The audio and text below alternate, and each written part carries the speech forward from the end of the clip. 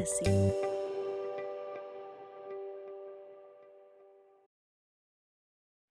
Hello, everyone out there, whether you're listening to this podcast or watching it on our YouTube channel. It's Brittany HARLOW with the Tulsa Scene, host of the business scene. Typically, I will have my co-host with me, Kelly. Fortunately, he's wrapped up in business meetings today, but I really wanted to interview our next guest, Greg Miller. He's the owner and therapist at Evolution Mental Health Services.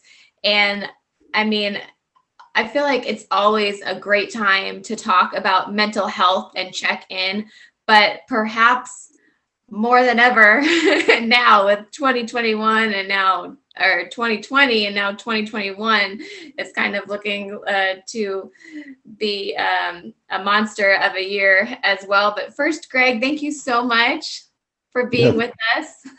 Thanks for inviting me. I appreciate it. Of course. So why don't first, if you wouldn't mind kind of telling us a little bit about yourself, a little bit about your business and how that all came to be. Yeah. So I'm a licensed professional counselor and a licensed alcohol and drug counselor. I've been working in this field for, I guess, about 12, 13 years now. So, I did the typical, went to grad school, got my master's degree, got out, got into counseling. I worked for years in community mental health, just started out as just a new counselor. Things went pretty well there, got into management. And after a few years of being in management, thought, I think I might try to do this on my own, working for myself instead of somebody else. And so in July 1st of 2019 was my first go live full time, starting with Evolution Mental Health Services. I actually started the company in March of 2019. Wow. Picked up a few clients here and there, and then July went full time. So I've been in business technically for 2 years. So that's kind of how things have come along. And I picked the name Evolution because that's kind of how I look at my life. Like it's an ongoing process. Hopefully I'm always growing and evolving, and that's how I want my business to be, and that's what I want for the people that I work with. So that's what we're working on. Perfect. Now, I know there's obviously a lot of different facets of mental health services. For me, I feel like being a self-employed business owner, how amazing you must be, not just as a therapist, but as someone who's actually has their own business and kind of what those problems are and how to address them. But that's just my assumption. Do you have specific clients and a kind of a specialty that you serve in that mental health service sphere? Yeah. So me personally as a therapist, the people I work with the most are adults. I work a lot with people with addiction issues, drug and alcohol issues. I work a lot with people with anxiety, depression, mood type issues, I work some with couples, kind of depending on their issue. So that's kind of my wheelhouse, I would say, is, addiction and the mood type stuff like anxiety, depression. I started out working a lot with addiction, and the thing with addiction is it doesn't exist in a vacuum by itself. And so you start working with people with addiction and you run into trauma and you run into depression and you run into anxiety and anger and family problems. And so I realized, okay, well, I need to learn about all these things as well, and that just evolved on its own to where, now I have clients that have addiction issues, and then I have a lot that don't, that have those other issues. And I like having that variety. But again, like I said, not only have I evolved as a therapist, but I want my business to evolve. So my goal right now is trying to add people to my team who do well with things that I don't do. For example, working with kids is not really my forte. So I've got a lady on my team now that's got a lot of experience working with kids and families. And so that's great because now I can offer that service to other people, so she works a lot with women with trauma, and that's great because a lot of times a woman who's been through a really traumatic experience feels more comfortable talking to another woman, which is totally understandable. So so that's kind of what I'm looking at, is trying to add people who can fill in the gaps, and do a good job with certain populations, certain disorders. Yeah. Wonderful. Well, it's good to know that you're kind of seeing those needs and kind of making room for them. That is pretty cool. Obviously, I know a couple of therapists and kind of like in my inner circle, and obviously pandemic and everything that has been going on in our country and the world, not only the last year, but obviously didn't go away going into this year. What Speaking to lately, kind of, we're going up on a year of this being a part of our life and this pandemic and all those repercussions. Have you noticed like a change in what people are dealing with and experiencing over this last year? Or is it been pretty much the same over the last year? Or like, what does that environment look like right now for you as far as people seeking help? What I've really noticed, just anecdotally in my own practice, is that issues that people might have had going into the pandemic and quarantine and all those things became worse over time.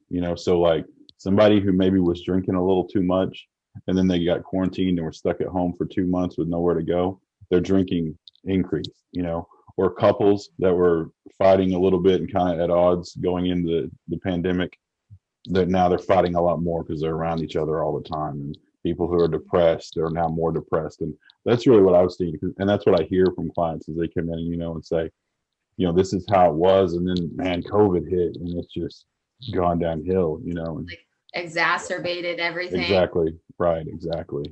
Dang. Right. Now, I mean, obviously, I'm not a doctor, but I would say the first recommendation is if you're having problems to seek help. But obviously, there's a lot of people who have problems and that are like, maybe they're at the step where they haven't fully acknowledged that they have a problem, or maybe they're like, sometimes like, wow, maybe I do have a problem with this, or maybe this is something that's going wrong. And obviously the first thing would be to like get help and like talk to someone, but that's so hard. And I hate to, I'm not an expert, but I hate to call it out that especially for like men, it's really hard to admit that they have a problem or that they're struggling with anything. Like how do you tackle that? How do you get people to like, if they're not ready to reach out to someone like you, like what is the first steps that people should be trying to do there? Yeah. So I'm a big believer in looking at how something affects your life, like for example, with alcohol use, there's a lot of people out there that are kind of on the fence. Maybe they don't think they drink too much, but somebody in their life does, maybe their spouse or whoever says, I wish you'd dial it back a little. And in their mind, they're thinking, you're overreacting. I don't have an issue. What I encourage those people is, okay, well, let's just look at how it affects your life. If it's not a problem, there shouldn't be any problems, So you're telling me there's a little bit of a problem with your marriage. Explain that to me, or, I just recently, I evaluated somebody who's been suspended from work for the second time for failing the drug test, and initially the conversation starts, well, I don't have a drug problem. Okay, well, let's look at how it's affecting your life. You're on a 90-day suspension from work because this is your second failed drug test in the last however many months, So it's clearly affecting your work life, So just kind of pointing those things out, and in a, I'm not a big believer in like confrontation, beating people over the head with issues. You don't win people over that way usually, So I try to come at it as like, let me, help me help you kind of thing. You told me you came here because this person wants you here. Okay, well, what do you think they want to see? How can we get your wife off your back? How can we get your boss off your back? And in that process, a lot of times more will come out, and then they kind of start to settle in. The defensiveness goes down a little bit, and then, okay, well, maybe this is a bigger deal than I thought it was, And that's the kind of advice I give to, loved ones as well, when they're saying, I really wish my daughter would come see you, but I can't get her to. That's, okay, well, first of all, you need to let her know that you care about her, that you love her, that you're there for her, so she doesn't feel like this is a punishment or a fight or whatever, and then just when you can, introduce how this thing that you're seeing is affecting her negatively, and maybe over time those things will start to add up in her own mind, and she'll think, okay, maybe I do need a little help with this. Definitely. Now, obviously, that is kind of like general everyday problems, I would say, for really everyone, but obviously speaking specifically to like business owners and Yeah. self-employed people, like lately, even just speaking for myself, like I've always been um, really like a go-getter as far as, you know, having dreams, making them come true. Right. But especially like balancing a family and this pandemic, Right. like makes a lot of people fearful and, you know, probably even people working from home that aren't necessarily used to kind of bringing work home with them in that a way. There's a lot of work related and business related stress. I feel like that maybe Mhm. wasn't as prevalent, maybe not necessarily not existing, but definitely like you had mentioned before, exacerbated like everything else. Mhm. How, if there was any kind of advice that you could offer to people in the business community, or especially entrepreneurs, self-employed, small business owners, as far as what they can do to kind of stay sane in all of this? Yeah. So, like you said, business owners tend to be go getter, get them done type people, driven people, which is a really good thing. That's a good trait to have. But with everything, there's pros and cons. A lot of times, our biggest strengths can also be weaknesses in the right situation, you know. So the big thing that I see um, is just the ability. You see this. Forget the pandemic. You see this with business owners in general. That work-life balance, to be able to turn work off and focus on family or focus on friends or whatever, to focus on themselves, their own health and well-being. That's always an issue when you work with business owners, entrepreneurial minded type people. So that's the big thing with them, is getting them to set some boundaries. Obviously we want your business to be successful. We're not trying to crater the thing, but Mhm. for that business to be successful, you have to be healthy and well yourself. I use the analogy a lot with clients of, when you fly and you're getting the pre-flight instructions and they talk about the oxygen mask, and it's like the cabin reaches pressure, the oxygen mask will drop down. They always tell you to put your mask on first before you try to help anyone around you. And the reason is because if you don't put your mask on, you'll pass out and you won't be any use to anybody. But if your mask is on, you're able to breathe, and now maybe you can help somebody else. And that's the Wow. analogy I give to people: is you got to put your own mask on. You have to be well yourself, or other things will start to crumble. So that's regardless of COVID. And then, like the whole exacerbating the issue thing, you put COVID on. And the thing I've seen with that is now the boundaries get even harder. It's like I'm never off the clock because I'm working at home. There's not that physical separation where I leave the office and walk into my house and it's a different environment. Now my house is my office. So I get a lot of advice I give to people is, for one, like, you need a designated spot. Like right now, this is my home office. My family members are not going to come in here. They know I'm in here working. I can see that from the signs on your wall behind you. I'm guessing that's your spot where you do Mhm. work. One of them. Yeah. Yeah.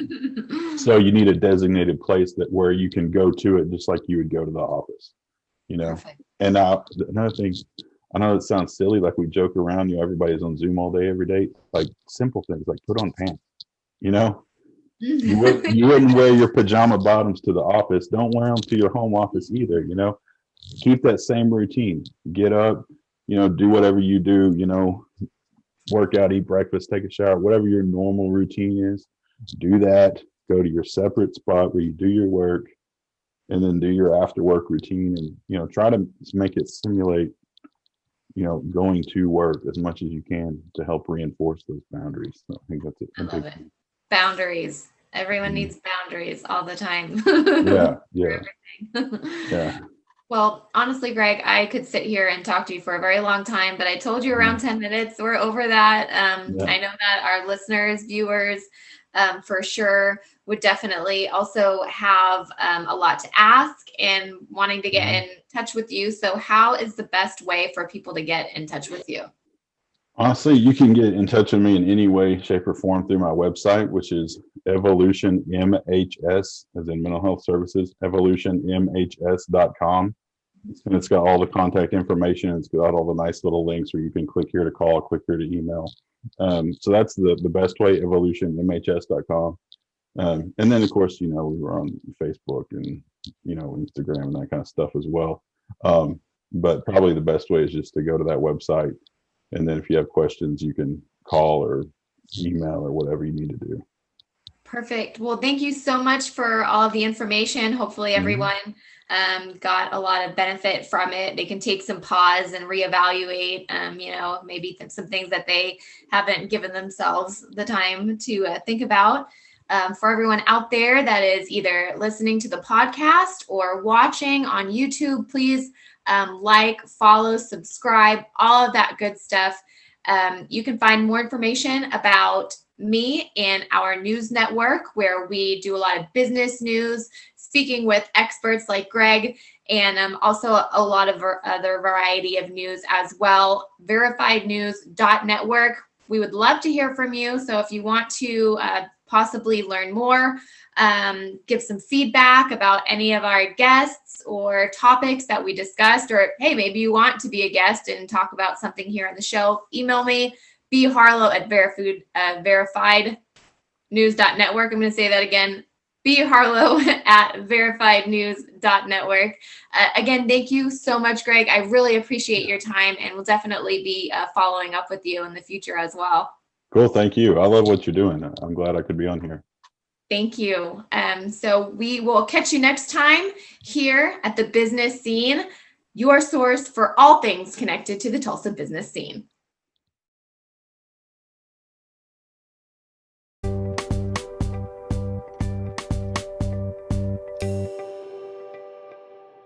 And you can find out more information about the Tulsa Scene podcast by visiting our website, www.thetulsascene.com, where you can find links to our YouTube channel, Facebook, Insta, and Twitter.